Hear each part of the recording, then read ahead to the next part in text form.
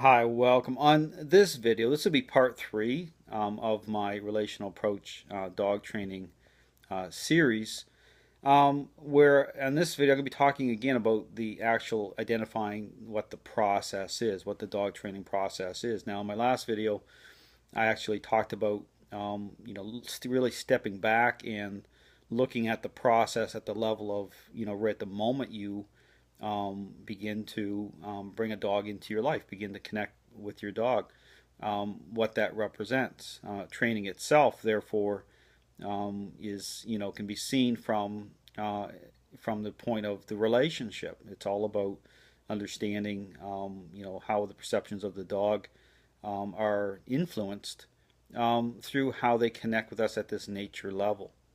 So going further, to actually start to get a sense of what the training process is. Again, I talked about that, what it is in the terms of a intervention, because again, once a dog begins to, or once you start to experience unwanted behavior issues, the motives of the dog have already gone sideways. And one of the problems, and again, talking about this issue about control and why it can be very deceiving to get a sense of just where you're standing, because of these control issues. And so what happens within the parameters of control and interaction and how the dog connects to people is, especially within the home environment and certain and how the dog will accept certain people. It is about understanding. It's about control. So there's an acceptance that the dog will appear to be well behaved or at least balanced within within certain interactions, and this is why it's very difficult. This is what is one of the real deceiving things about the relationship is people can feel absolutely blindsided because something will happen that throws them off. It's be like, wow, I mean, the dog was aggressive or did this or did that. You didn't have a sense of that. Well, it's because of this issue with control. It doesn't give you the information that you feel you need because of of this thing with appearances. Again, it's no different than, again, you can put take what I'm showing and use this, apply it in the human setting. You have a very selfish person, and they're gonna appear fine so long as they're getting their own way. Okay, they're in control. When people's are challenged at that level, then what happens is then you see the real deal. This is why or you see their motives or what the real motives are. This is why, again, I talk about the methodology in the system. It does the same thing. It exposes the cards. Okay, so within the parameters of what's reasonable and the type of influence that it manifests through the method, it'll show you what the real deal is. And this is why when I'm showing up helping dog owners and the dog is reacting to my personality, even for the leash moves, you're seeing it. You're seeing the dog begin to challenge, and it's within the context of control, losing control, and the motives of the dog are brought into the light. And so, but here's the thing: again, to get back to this issue of information. This is why it can be really problematic for dog owners because, again, something will seem disconnected. I mean, I've heard the words people say, "My dog appears like bipolar." It's just to them it seems so disconnected when in reality it's really not. Once you really understand what you see through, say, a moment, well, that's the real truth of what's really happening. Everything else is a deception based on the fact of you're looking at certain interactions from just a superficial level, and you're not seeing how control is really the issue with the motives of the dog aren't being fully put on display. This is why certain interactions, when you get the dog on the leash or you interact certain ways that are reasonable, okay, within the framework of influence, but the dog will go into a high challenge state. Okay, that's why. Okay, it's again bringing the motives of the dog out into the light.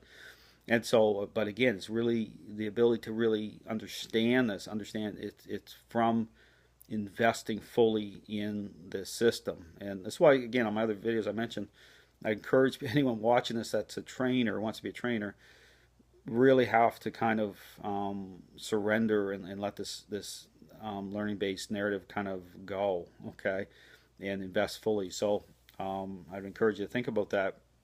In order to really understand it, you have to really be able to, from the starting gate, you have to embrace what the process is. Begin to really look at it.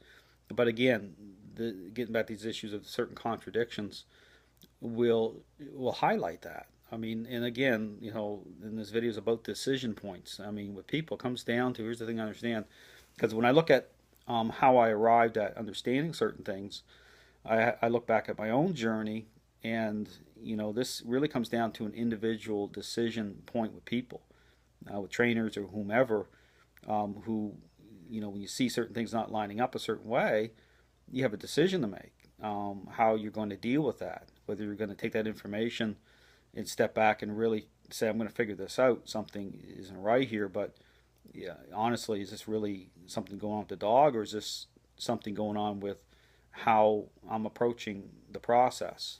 Is there an aspect of with dogs that I'm missing? And there is, absolutely. It's relational. Okay, it's about the individual people, and you'll see the patterns if you really pay attention. You'll be able to connect those patterns, and they're consistent. And then be able to look at the process in a different light. And again, by doing that, it just allows you to be able to help more people. Ultimately, it's about where you end up from that point. But again, it also requires a trade-off, and this is an important thing. It's a surrender process. It's about you have to let the other the ideology that you're attached to. You have to let that go.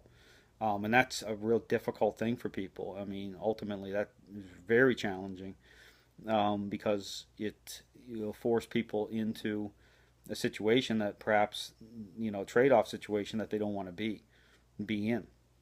But again, here's the point. It is what it is. I mean, I'm just kind of like the messenger here. I'm just saying, okay, this is what it is. Yes, it's very challenging based on where, how society's thinking and all these other things go along with it. But if you look at the problems in the dog training world, again, you'll see it. But again, not focusing. Here's the point. I put another video apologizing about naming trainers, and yes, this is about individuals here. I'm just talking about the process, and the individual has to make the choice to look at what's happening and understand that yes, it definitely there's a piece of the puzzle missing here, and I'm just taking the piece and putting it in for people, say this is what it is.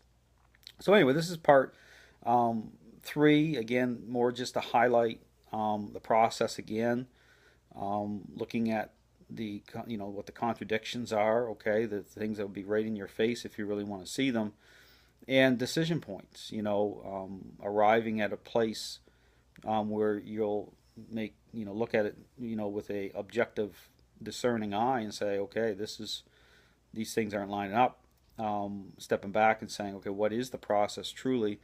And then again, a couple of these issues about control, being able to see beyond just the appearance of things. It gives you the information you need to help people in a much more meaningful way. I mean, that's the point, being able to help more people and get them to where they need to go. Because here's the thing, the process itself, when you look at, and I'll talk about this on part 4 about, the process in getting an understanding of the relational approach within the parameters of what's reasonable, how it works. It's going to be, it does bring the owner into more of a spotlight. It really does. It really takes the focus off the dog almost entirely, okay, and onto the person.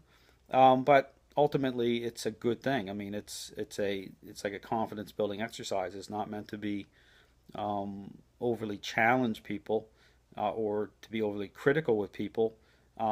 It's about moving forward. So, and it all makes sense. So the good news is that when you approach it, training for what it is, a relational changing process, it gives you the ability to explain the reasons behind the methods in a very clear way. other than just going through the motions of something. I'm able to sit down with people and say, you're doing this because of this, and just going through the sequencing, and it just makes total sense. So it gives people clarity and allows them, they buy into it, because it's like, wow, okay, this really makes sense, and that's what matters. So anyway, thanks for watching.